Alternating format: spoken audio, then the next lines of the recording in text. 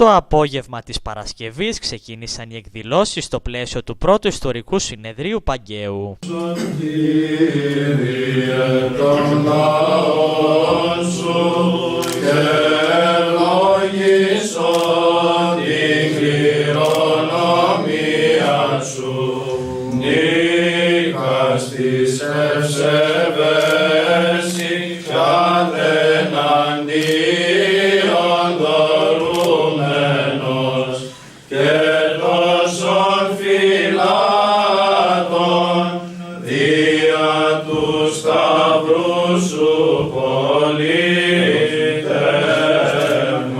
Κλίμακα που οδηγούσε στον περίδρομο εσωτερικά αποκαταστάθηκαν οι βαθμίδες και συμπληρώθηκε τμήμα του στιθέατρου. Στην άνω επιφάνεια αποκαταστάθηκε τμήμα του περιδρόμου με δύο πλατιές βαθμίδες και τμήμα του στιθέατρου. Η βόρεια δηλαδή. Είναι αυτή που είναι από τη θάλασσα. Σε όλο το μήκος ενισχύθηκε η θεμελίωσή του πάνω στο φυσικό βράχο με την ανάκτηση των κενών.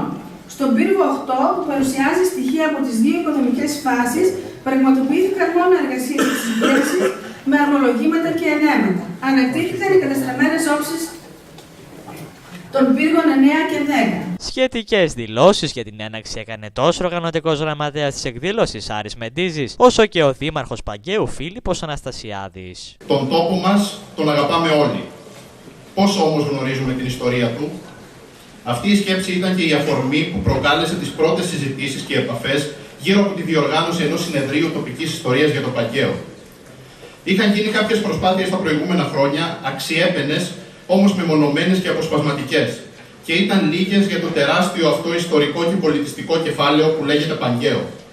Συνειδητοποιήσαμε ότι η γνώση της ιστορίας του τόπου μας ήταν μικρή, σε αντίθεση με την αγάπη για αυτόν. Όμως αυτή η αγάπη είναι που μας οδήγησε σε αυτή τη διοργάνωση. Έτσι ξεκινήσαμε, με αγάπη για την περιοχή μας. Ο Δήμος Παγκαίου, μέσω της κοινοφελούς επιχείρησής του, σε συνεργασία με την Ιερά Μητρόπολη Ελευθερουπόλεως, διοργανώνει το πρώτο συνέδριο τοπικής ιστορίας Παγκαίου.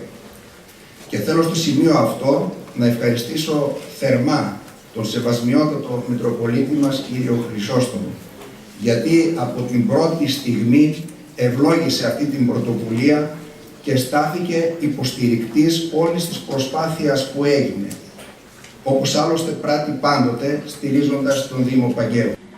Πιστέψατε ότι τη στιγμή αυτήν βρίσκομαι ενώπιον του δικαίου κριτού και δεν είναι δυνατόν να υποκρίνομαι, πολλό δε μάλλον να ψεύδομαι, ο αγών υπήρξε απρόσωπος. Παν ό,τι έπραξα, το έπραξα κατά τις υπαγορεύσεις της επισκοπικής μου συνειδήσεως και προς όφελος της Εκκλησίας. Τους πικραθέντες παρακαλώ να με συγχωρήσουν και να προσεύχονται υπέρ της ψυχής μου και της σωτηρίας μου. Περιουσία δεν απέκτησα. Απέρχομαι του κόσμου του πέλης και με πολλά χρέη, με παν πολλά χρέη, τα οποία ο αδελφός μου καλείται να εξοφλήσει με το αναλογούν σε με μερίδιο, του πατρικού μας κήπου, τον οποίο παραχωρώ αυθορή. Και τελειώνουν άπαξ τη συγχωρώ εξ όλης ψυχής και καρδίας, άβαντας τους ενέπτεσσαντες. Παρακαλώ όλους τους εξαιτίας μου πικραθέντας να με συγχωρήσουν και να παρακαλέσουν, όπως ο βουλιεύσφυλαγμος Κύριος, με πάσαν επιεί και αν με κρίνει και ευδοκίσει να με κατατάξει εις την τελευταία και εντελώς άσημον γωνία της επουρανίου βασιλείας του. Αμήν γέννητο. Ιερός Ναός Αγίου Νικολάου Ελευθερούπολης, 29 Ιουλίου 1984. Το κείμενο που μόλις αναγνώστηκε είναι η Διαθήκη του μακαριστού Μητροπολίτου Ελευθερουπόλεως κ. Αμβροσίου κατά κόσμο Ηλία Νικολάου.